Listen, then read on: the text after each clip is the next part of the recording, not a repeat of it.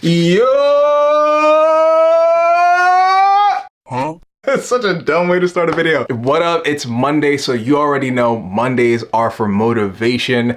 And with so many things happening, not only in my personal life, but I'm sure your personal life as well, one thing we often forget about is the course that we're on when it comes to achieving our goals, right? The reason why I bring this up is because one thing I noticed with a lot of people, men included, I'd say honestly, mainly men for the most part. But one thing I find us doing constantly, and this is just, finding this out through conversation, is that we self-sabotage way more often than we think. And sometimes we're not even cognizant of our self-sabotage. So in today's video, I want to talk about what self-sabotage is, 3 ways to identify it in your own life, and then 3 ways to circumvent it so you can actually achieve the goals that you want. It's already November, fam. Like, I woke up this morning and I took a look at my calendar and I was like, damn, it is November 4th, which means December is not that far off, which means 2025 is not that far off either. What you choose to do today and going forward will ultimately determine your life. If you get this right, you'll be the man. You'll be achieving your dreams, doing everything that you want to do. You f this up, then you'll be living a life of regret. Without further ado, let's go ahead and talk about self-sabotage. You can think of self-sabotage as the saying 1 step forward, 2 steps back. Oftentimes, whenever we try to do something or break out of our comfort zone, things start off pretty well, but then we do something, whether consciously or subconsciously, that ends up derailing us. And there's tons of examples, like you start your first job in a, high corporate office, whatever the case may be. And you're the kind of kid who's always been a slacker most of his life. Really, you like to procrastinate, but somehow, some way, you manage to get yourself into this kind of position. Well, now you've got a decision to make. You can either become the person who is right for the role, like rightfully so, in regards to mannerisms, characteristics, behaviors, habits, etc. Or you could succumb and become who you've always been, which is a lazy piece of shit. So oftentimes, whenever we talk about self-sabotage, really it's a matter of us not only not being cognizant of the actions that we're doing, but also potentially compromising on some of our principles as well. So with all that being said, how do we identify our negative self-talk, and ultimately, how do we identify our self-sabotage? Well, I've got 3 ways we can identify this, starting with the very first one being catching your negative talk. So what does negative self-talk actually mean? Well, exactly what the name implies. Negative self-talk is when you constantly berate yourself internally. You may not be saying these things out loud, at least I hope not. That would mean you're probably crazy. But in this case, if you're constantly berating yourself, talking to yourself negatively, this is going to, of course, affect your action. Think about it. Whenever you reinforce, let's say, a child's behavior or an animal's behavior, like your pet, whenever you reinforce their behavior with something positive, odds are they're going to repeat that habit. Well, the same thing goes for a human's negative self-talk. If you constantly talk down to yourself, whether that be out loud or internalized, your actions are going to be the direct consequence of how you talk to yourself. Number 2, we got procrastination. Man, y'all are the worst at this. Me too. I procrastinate on things sometimes, like sometimes with YouTube, if I'm busy doing other things. I find it hard to really be consistent and make videos. Something I'm working on, I swear to God. But seriously, procrastination or waiting till the very last minute in order to get something done is a clear sign of your lack of belief in your own capacity. Think about it. If you knew you can get something done right away, and not only get it done right away, but get it done efficiently and to the quality that other people or yourself are holding that standard to,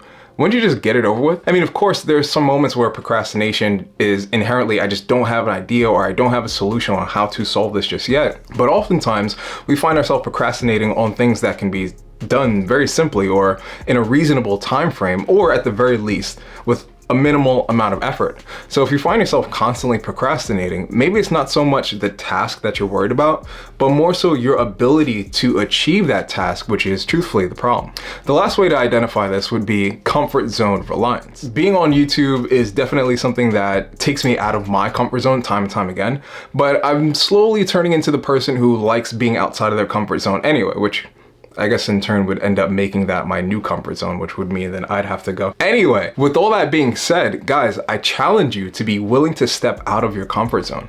And the reason why being in your comfort zone is holding you back is because you've already conquered everything within your zone. I'm sure you have a routine, to some extent. I'm sure you have things you've accomplished, but the goals that you really, really want, and I make an emphasis on this point all the time, not the goals that are shown to you through social media platforms, but your true intrinsic desires. When you are reluctant on trying to go for those things that you truthfully want, ultimately it's because it's outside of your comfort zone. Truth be told, nothing grows within that comfort zone. And this is something you already know, but I guess the procrastination is forcing you to not change. Now, we've covered all three ways you potentially could be sabotaging yourself. How do we come up with some solutions though? No point in talking about the problem if we can't find a solution for it, right? Shift the dialogue. Not only shift the dialogue, but shift your mindset as well. Now, when we talk about success or doing things that people in your immediate circle haven't accomplished, whenever you express this to some people, they're always going to try to tell you why you can't do something. And realistically, this is from their projection of their capabilities, and they're just projecting that onto you. So one thing that you have to do is not only be able to perceive that and reject anyone's statement that you can't achieve something.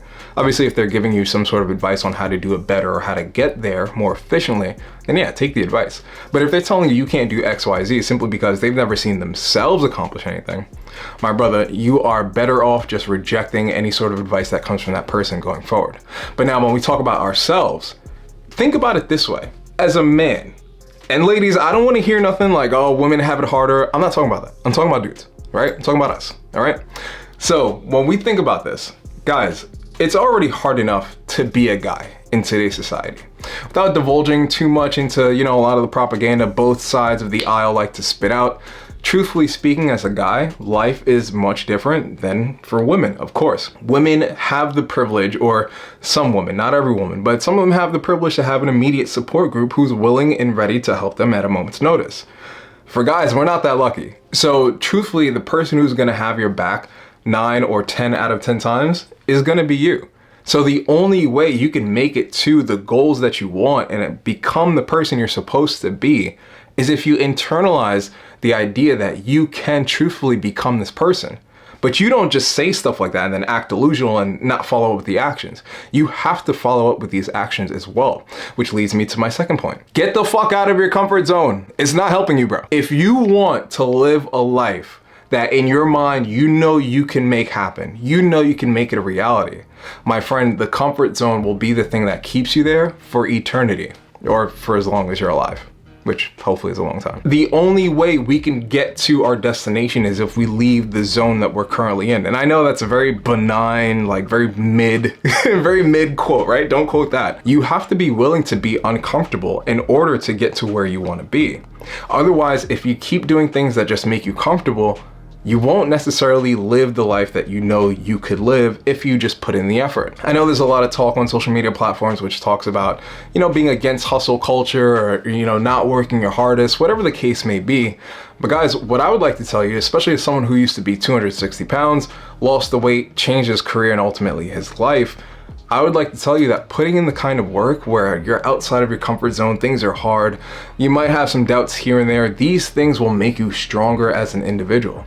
And why wouldn't you want to be a stronger individual, not only just for yourself, but for the people around you as well? So do them a service and do yourself a service as well by becoming that individual that you can be, so long as you're willing to step outside of your comfort zone. So the last tip I have here is actually 2 different tips kind of smushed into one. Set mini goals and develop a growth mindset.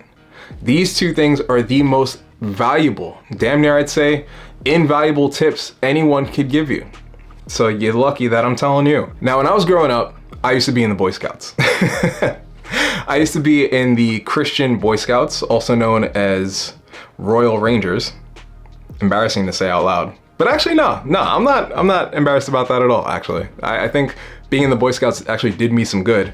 Shout out to you, Commander Kevin. Hope all is well. But being in Boy Scouts taught me something that I think is personally invaluable, aside from the growth mindset, but setting mini goals. And the best way I know how to set mini goals is by reverse engineering the entire process. Let's say you want X amount of money. Well, how do you break that down? You can break it down, let's say it's a yearly goal, break it down by month. If it's a monthly goal, then you could break it down by the week. And if it's a weekly goal, then you could break it down by the day. So let's say, and this is just for an example, right? Don't quote me on the exact numbers. I'm not that good at math, to be honest. Let's say you want to make $1 million. You break that down by the month, that's about what? Hold on. A month divided by 12, that's 83K. So you want to make $83K per month if you want to hit $1 million. Well, if we think about this rationally, how do we break this down from a monthly thing to a weekly thing? Well, easy. You'll go ahead and divide that by 4. I'm not going to go into the numbers. You already know where I'm going with this, right? Case in point, regardless if it's a money goal, relationship, whatever the goal might be, take the end objective in mind and reverse engineer it. And if you break it down from its monthly to weekly to daily, now every day when you wake up, you know exactly what you have to do in order to hit that daily goal. So it turns into a weekly goal, so it turns into a monthly goal, and then that turns into a quarterly goal, if we're being technical, and then that turns into a yearly goal, right? And then developing a growth mindset is as simply as being open to reading books on self-development. I'm not telling you to fall into the self-development trope where, you know, you're listening to the Andrew Tates of the world. Please, for the love of God, do not fall into that.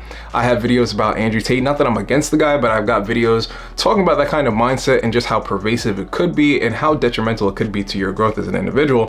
Feel free to check those out. Be willing and be open to go into the self-development and genuinely work on yourself, for yourself, and for the betterment of the people around you.